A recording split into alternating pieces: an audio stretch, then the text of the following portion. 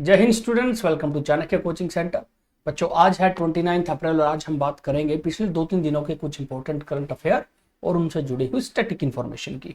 तो चलिए बच्चों शुरू करते हैं। हमारा जो पहला बच्चों क्वेश्चन है करंट अफेयर से रिलेटेड, वो है बच्चों वर्ल्ड बैंक के बारे में। वर्ल्ड बैंक ने रिसेंटली बच्चों इंडिया की जीडीपी के बारे में कमेंट करा। चलिए देखते हैं, what is the revise GDP growth forecast for India for the financial year 25-26 according to World Bank.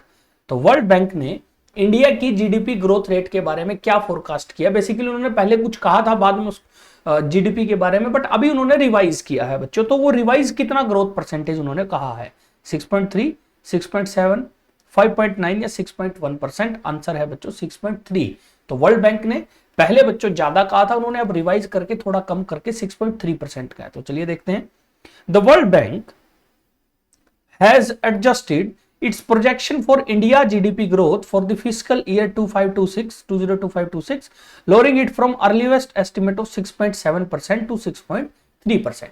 तो हमने पहले भी बच्चों कई क्लासेस में बात करी है कि किसी भी देश की जो इकोनॉमी है ना, वो कैसा परफॉर्म करती है या वो कितनी बड़ी है, ये हम देखते हैं जीडीपी से।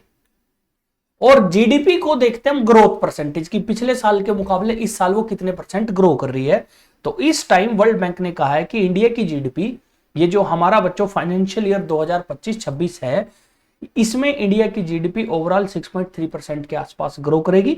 और this downgrade is attributed to various factor including weak private investment and reduction in public capital expenditure. तो बेसिकली क्योंकि रिसेंटली बच्चों हुआ क्या, भारत में से कुछ कंपनियां जो है वो अपना पैसा बाहर निकाल के ले गई, जिसकी वजह से शेयर मार्केट में बच्चों काफी जो है वो लॉसेज लोगों को देखने पड़े थे। उसकी वजह से वर्ल्ड बैंक ने डिसीजन लिया है। अब बच्चों वर्ल्ड बैंक के बारे में थोड़ा सा बात करते हैं। देखिए वर्ल्ड बैंक जो है वो एक इंटरनेशनल फाइनेंशियल इंस्टीट्यूशन है।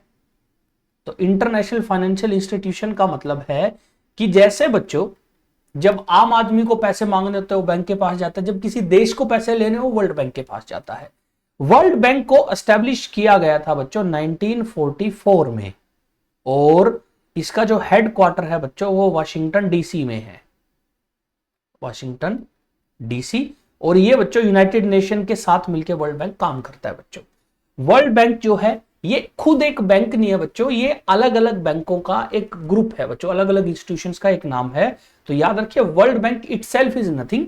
वर्ल्ड बैंक 5 अलग अलग ऑर्गेनाइजेशन से मिलकर एक ऑर्गेनाइजेशन बनी है जिसका नाम वर्ल्ड बैंक रख रखा है।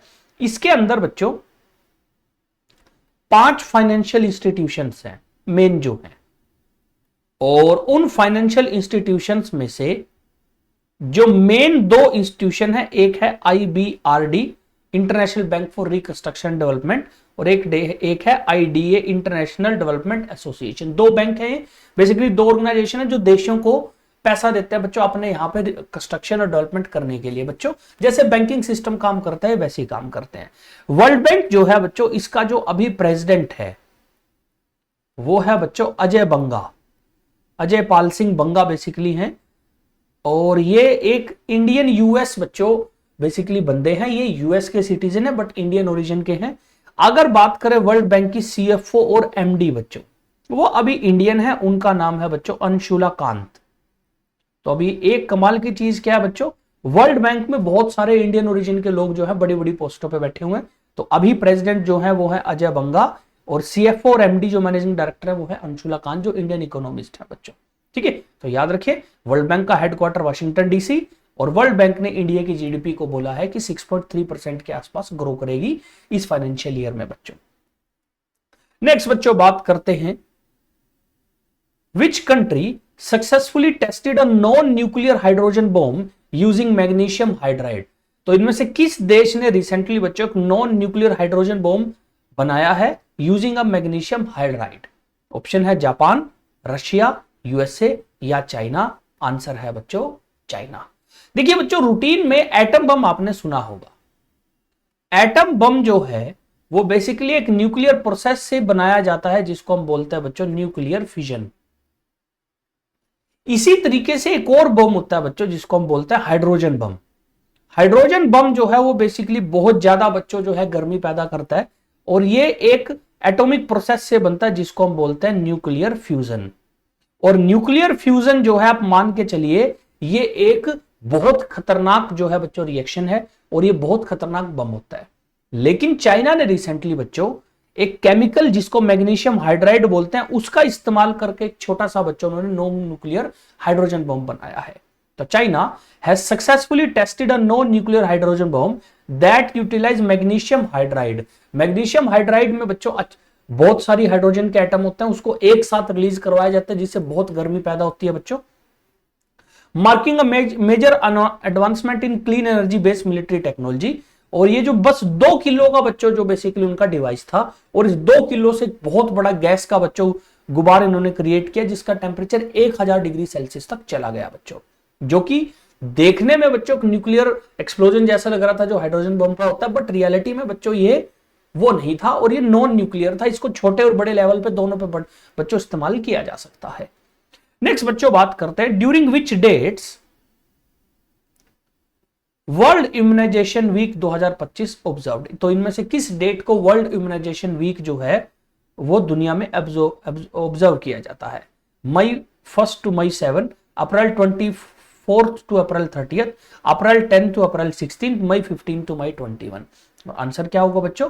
अप्रैल 24 टू अप्रैल 30, यानी ये जो कमिंग वीक हमारा चल रहा है इस वीक के अंदर बच्चों ये है और लास्ट कल बच्चों उसका लास्ट डे होगा अप्रैल 30। तो चलिए बात करते हैं world immunization week 2025 is observed from April 24 to April 30 led by World Health Organization. तो वर्ल्ड इम्यूनाइजेशन वीक जो है वो WHO जो सेलिब्रेट करता है to promote critical role of vaccine in saving life and preventing disease. तो basically world immunization day week जो बच्चों सेलिब्रेट होता है इसमें पूरी दुनिया में वैक्सीन्स को लेके काम किया जाता है और अलग अलग बच्चों देश में जाके वैक्सीनेशन प्रोग्राम चलाए जाते हैं जहां पे बच्चों डिसीज ज्यादा स्प्रेड होती है, खास तौर पे अफ्रीका और एशियन कंट्रीज में। ये जो प्रोग्राम शुरू किया था बच्चों ये वर्ल्ड बैंक ने वर्ल्ड हेल्थ ऑर्गेनाइजेशन ने 2012 में शुरू किया था। तब से लेके अप्रैल के हर लास्ट वीक को बच्चों इम्यूनाइजेशन वीक जो है वो सेलिब्रेट किया जाता है। और ओरिजिनली बच्चों WHO जो है याद रखिए ये जेनेवा से ऑपरेट करके काम करती थी, फिर धीरे धीरे बच्चों इन्होंने अपने रीजनल सेंटर बनाए। तो आज भी WHO का जो हेडक्वार्टर है वो जेनेवा स्विट्जरलैंड में है बच्चों।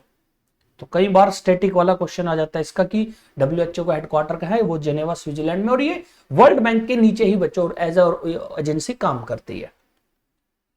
नेक्स्ट बच्चों बात करते हैं in which city was the national centre for sport science and research was inaugurated by the doctor Mansukh Mandaviya जो कि सेंट्रल गवर्नमेंट में कैबिनेट मिनिस्टर हैं। तो इनमें से किस शहर में national centre for sport science and research जो है उसको बच्चों इनोग्रेट किया गया? न्यू दिल्ली, मुंबई, बेंगलुरु या हैदराबाद? आंसर है बच्चों नई दिल्ली। तो डॉक्टर मनसुख मांडविया जो है बच्चों वो मिनिस्टर हैं central minister for youth affairs and sports बच्चों। तो कैबिनेट मिनिस्टर है, उसके अलावा लेबर एंड एम्प्लॉयमेंट मिनिस्टर भी बच्चों डॉक्टर मनसुख मांडविया ही हैं। उन्होंने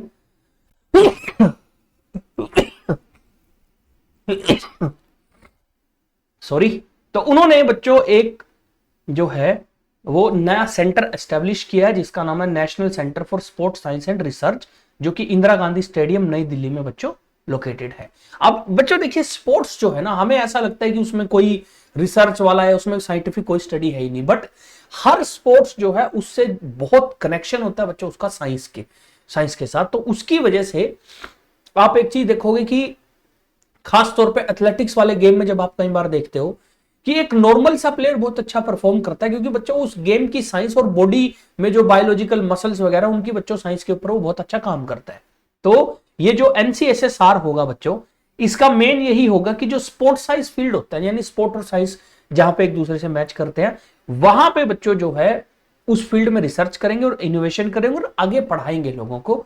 अब इसी के अलावा बच्चों डॉक्टर मनसुख मांडविया ने इसी प्रोग्राम में डिजी लॉकर से जुड़ी हुई एक और बात ओपन करी। बच्चों आपको पता होगा कि आजकल सरकारी डॉक्यूमेंट डिजी लॉकर पे आते हैं और आप उनको यूज कर सकते हैं।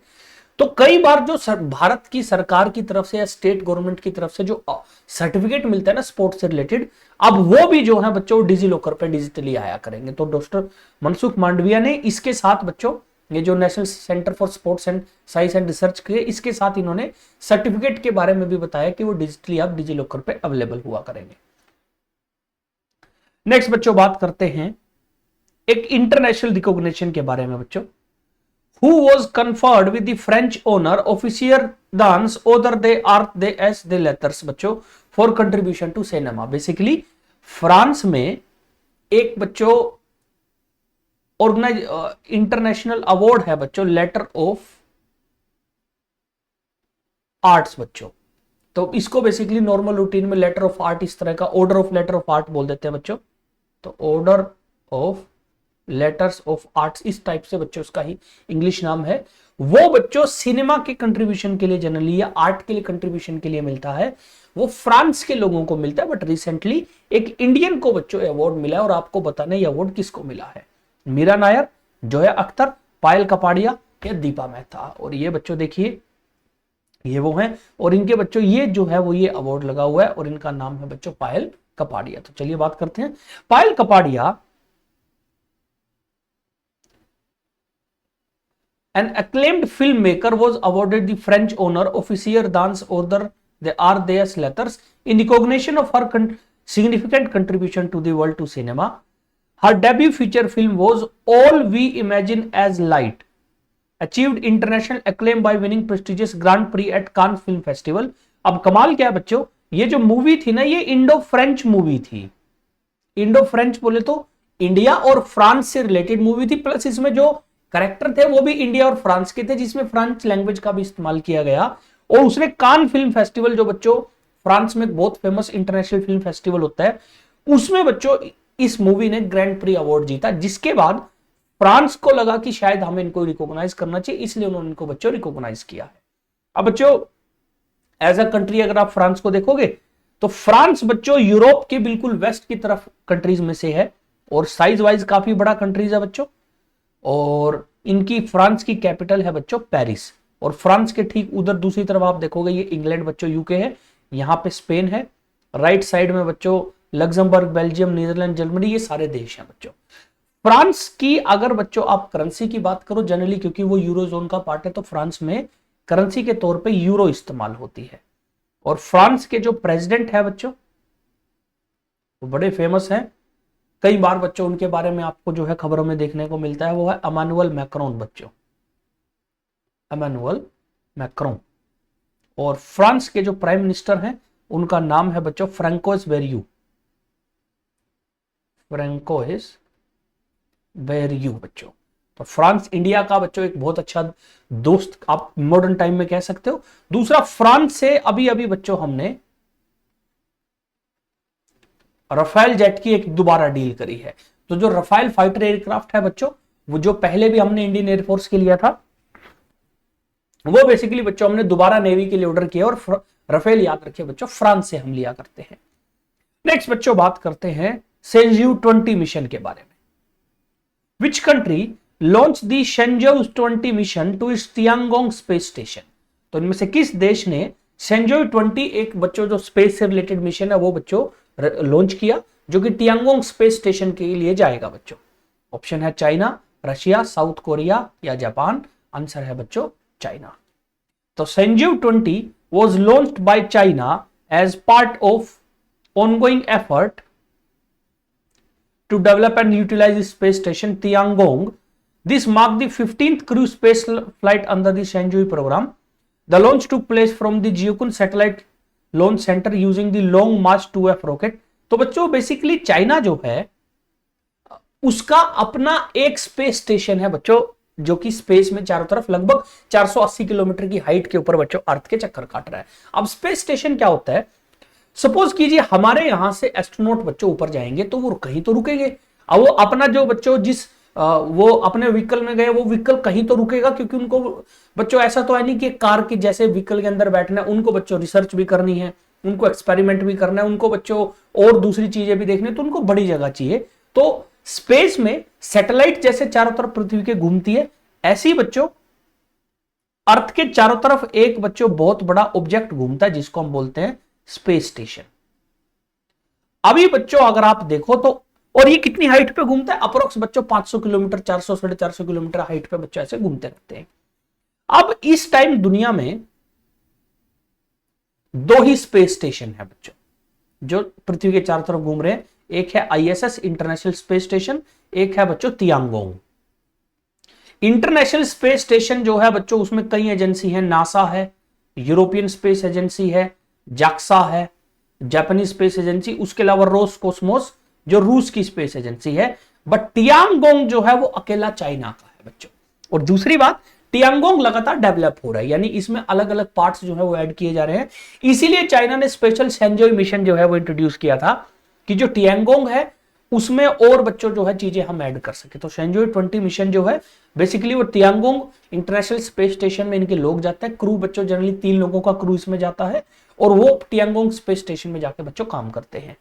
तो याद रखिए, एक है इंटरनेशनल स्पेस स्टेशन जो साइज में बड़ा है, उसमें अलग अलग देश के बच्चों 6-7 एस्ट्रोनॉट एक टाइम में रह लेते हैं। तियांगोंग चाइना का अपना स्पेस स्टेशन है। सेंजोई 20 मिशन में उन्होंने 3 एस्ट्रोनॉट को भेजा है बच्चों तियांगोंग जो स्पेस स्टेशन है वहां पर। नेक्स्ट बच्चों बात करते हैं एफडीआई के बारे में। What is the proposed maximum foreign ownership percentage allowed in India's nuclear power sector under the new policy?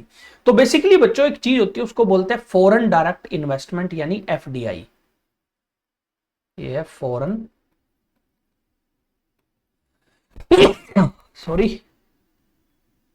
Foreign direct investment यानी एफडीआई। अब ये क्या होता है बच्चों? बेसिकली आपकी कोई कंपनी है, अब आपकी कंपनी इंडिया में है, इंडिया का रूल सब कुछ फॉलो कर रही है। अब बाहर से कोई कंपनी आगे उस कंपनी को टोटल खरीद ले, अब वो कंपनी बच्चों इस कंपनी को अपने हिसाब से चलाएगी और हो सकता है इस कंपनी की जो सारा पैसा है वो बाहर जाए, सीक्रेसी सारी बाहर जाए। तो इसको लेके बच्चों भारत ने एक सिस्टम बना रखा है कि कितने परसेंटेज तक किस फील्ड की कंपनी को बाहर की कंपनियां खरीद सकती हैं, और इसको बोलते हैं फॉरेन डायरेक्ट इन्वेस्टमेंट की डायरेक्ट उस कंपनी में फॉरेन कंपनी पैसा लगा रही है। तो अब तक ये जो हमारा न्यूक्लियर पावर सेक्टर था ना बच्चों, जिसमें हम न्यूक्लियर पावर प्लांट इनकी न्यूक्लियर एनर्जी की बात करते थे, भारत में एफडीआई बिल्कुल अलाउड नहीं थी, जीरो एफडीआई, यानी बाहर का कोई भी कंपनी भारत में पैसा लगा ही नहीं सकता था। बट सरकार ने अभी एक फॉर्मूले बनाए हैं, यानी वो अभी एक नई पॉलिसी उन्होंने क्रिएट करी है जिसमें वो कोशिश करेंगे एफडीआई को लेके बिल पास करना है बच्चों पार्लियामेंट में, जो अभी बच्चों मई के आसपास वो बिल पास होंगे, जिसमें सरकार एफडीआई इंट्रोड्यूस कर रही है न्यूक्लियर पावर सेक्टर में ताकि बाहर से पैसा इन्वेस्ट हो और देश में बच्चों ग्रोथ पैदा हो। अब एफडीआई उन्होंने कितनी परसेंट रखी है बच्चों? 26, 51, 74 या 49%, और आंसर है बच्चों 49%। तो India is set to introduce a significant policy reform by allowing foreign companies to acquire up to 49% stake in nuclear power sector. This mark a major shift in one of the country's most tightly controlled industries aim at scaling up nuclear energy as part of its clean energy transition। बच्चों अब ऐसा क्यों हो रहा है बच्चों? क्योंकि भारत में हमें इसमें टेक्नोलॉजी और चाहिए और पैसा और चाहिए ताकि बाहर से इन्वेस्टमेंट हो, इसलिए अब तक सरकार ने बिल्कुल अलाउ नहीं किया था क्योंकि इसमें सीक्रेट शेयर करने पड़ते हैं बहुत सारे। बट अब सरकार बच्चों धीरे धीरे अलाउ करने की सोच रही है और पॉलिसी तैयार हो गई है। होपफुली मई में या उसके बाद बच्चों भारत सरकार इसको लेकर बिल पार्लियामेंट में पास करेगी बच्चों। तो याद रखिए एफडीआई आएगा, फॉरेन डायरेक्ट इन्वेस्टमेंट आएगी 49% बच्चों न्यूक्लियर पावर सेक्टर में। नेक्स्ट बच्चों बात करते हैं रिलायंस इंडस्ट्री लिमिटेड के बारे में। Who has been appointed as executive director of Reliance Industry Limited starting from May 1, 2025। तो इनमें से कौन जो है वो बच्चों एग्जीक्यूटिव डायरेक्टर बन गया है रिलायंस इंडस्ट्री लिमिटेड का? आकाश अंबानी, ईशा अंबानी, अनंत अंबानी या मुकेश अंबानी? अब देखिए मुकेश अंबानी तो ऑलरेडी बच्चों उस कंपनी के सब कुछ करता धरता है, तो आंसर क्या है बच्चों? आकाश अंबानी, सॉरी अनंत अंबानी बच्चों, आंसर है अनंत अंबानी। तो आंसर होगा अनंत अंबानी। तो Anant Ambani has been appointed as executive director of Reliance Industry Limited effective from May 1, 2025 for a 5-year term। अब जो रिलायंस इंडस्ट्री जो है ना, रिलायंस इंडस्ट्री लिमिटेड, ये बच्चों कंपनी है और ये एक बहुत बड़ी कंपनी है जिसके अंदर अलग अलग सेक्टर्स आते हैं। जैसे रिलायंस ही बच्चों काम करती है बच्चों पेट्रोकेमिकल्स में, यानी ये रिफाइनरी वगैरह क्रूड ऑयल पेट्रोलियम में काम करते हैं। ये कम्युनिकेशन में टेलीकम्युनिकेशन में काम करती हैं, जैसे बच्चों जियो आपने सुना हुआ इनकी कंपनी है, सॉरी। तो उसके अलावा ये एनर्जी में काम करते हैं बच्चों। एनर्जी के अलावा बच्चों ये जो अलग अलग सेक्टर है, जैसे बच्चों मास मीडिया है, इनके खुद के न्यूज चैनल है बच्चों, टेक्सटाइल है, ठीक है। तो अलग से बच्चों बहुत सारे अलग अलग अलग अलग फील्ड में काम करते हैं। ओवरऑल बच्चों रिलायंस इंडस्ट्री अगर आप देखो, इंडिया की लार्जेस्ट कंपनी है बच्चों, इन टर्म्स ऑफ वैल्यू भी और इन टर्म्स ऑफ ओवरऑल अगर आप इंफ्रास्ट्रक्चर इनका देखोगे। इंडिया की टॉप कंपनी है, दुनिया की टॉप 50 कंपनियों में बच्चों हमेशा ज्यादातर ये रहा करती है, ठीक है। रिलायंस कंपनी जो है इसके ओवरऑल करता धरता है मुकेश अंबानी और उनका बोर्ड बच्चों। दूसरा बच्चों एक और जो टाटा है ना, टाटा भी बच्चों भारत का एक बहुत बड़ा ग्रुप है, बट कमाल क्या है, टाटा में जो टाटा की ओनरशिप है ना, ज्यादातर सारी ओनरशिप जो है वो बोर्ड मेंबर या फिर बच्चों जो शेयर मार्केट में लोग बड़े बड़े इन्वेस्टर है उनके पास है। रिलायंस इंडस्ट्री की खास बात क्या है, आज भी इस कंपनी के ज्यादातर जो शेयर हैं वो अंबानी फैमिली के पास हैं और वो प्रॉपर इसको कंट्रोल करके चलते हैं। उसी को देखते हुए मुकेश अंबानी ने अपने छोटे लड़के अनंत अंबानी को एग्जीक्यूटिव डायरेक्टर बनाया रिलायंस इंडस्ट्री लिमिटेड में। अनंत अंबानी से रिलेटेड बच्चों आपने सुना होगा वनतारा प्रोजेक्ट। उन्होंने बच्चों एनिमल कंजर्वेशन को लेकर वनतारा प्रोजेक्ट शुरू किया जामनगर गुजरात में बच्चों। ये पिछले काफी दिनों से बच्चों काफी न्यूज में रह रहा है। तो उन्हीं को बच्चों जो है वो अब बच्चों रिलायंस इंडस्ट्री में एग्जीक्यूटिव डायरेक्टर की पोस्ट पे रखा गया है बच्चों। नेक्स्ट बात करते हैं, which Indian state hosted the Bharat summit 2025। तो इनमें से किस इंडियन स्टेट ने भारत समिट 2025 को होस्ट किया? तेलंगाना, गुजरात, तमिलनाडु या केरला? आंसर है बच्चों तेलंगाना। तो Telangana hosted the global Bharat summit with over 450 delegates from over 100 countries, और ये अप्रैल 25 से 26 के बीच हैदराबाद इंटरनेशनल कन्वेंशन सेंटर में हुआ बच्चों। तो तेलंगाना ने ग्लोबल भारत समिट को ऑर्गेनाइज किया। अब ये समिट हुआ क्यों बच्चों? बेसिकली बच्चों एक कॉन्फ्रेंस हुई थी जिसका नाम था बागदुंग कॉन्फ्रेंस। बागदुंग कॉन्फ्रेंस बच्चों आज से करीब 70 साल पहले 1955 में हुई थी, और ये बागदुंग जो है वो इंडोनेशिया में एक जगह है बच्चों, वहां से इसका नाम शुरू है बागदुंग कॉन्फ्रेंस। और यहां पे एक मूवमेंट शुरू की गई जिसका नाम था नॉन अलाइंड मूवमेंट। नाम मतलब हम ना तो वेस्टर्न कंट्री की सपोर्ट में, ना रशिया उस टाइम जो यूएसएसआर था उसकी सपोर्ट में, हम बीच का रास्ता निकाल के यूज करेंगे। तो उसको लेके बच्चों हर साल कभी ना कभी कोई ना कोई प्रोजेक्ट होता है, कोई ना कोई बच्चों डिस्कशन होती है। तो ग्लोबल भारत समिट में दुनिया के अलग अलग देश के रिप्रेजेंटेटिव्स को बुलाया गया जो कि डेमोक्रेसी और दूसरी बच्चों चीजों पे बात करते हैं।